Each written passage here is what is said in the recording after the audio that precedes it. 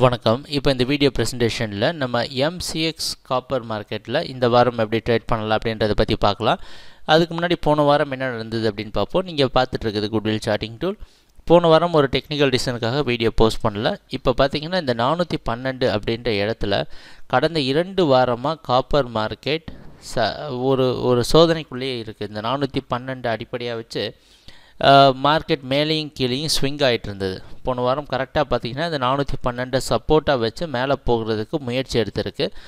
கடைசியாக அது பயன் கொடுக்காம 14ஆம் தேதி மார்க்கெட் பார்த்திங்கன்னா ஃபுல்லாக சரிவை சந்திச்சிருக்கு. 13ஆம் தேதி மார்க்கெட் வந்து இந்த 412 ரெசிஸ்டன்ஸ் எடுத்து ஃபுல்லாக சரிவை சந்திச்சு.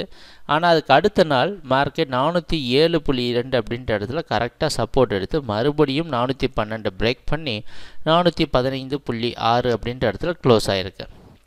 இதுதான் போன வாரம் மார்க்கெட்டில் நடந்த முழுமையான ப்ரைஸ் ஆக்ஷன்.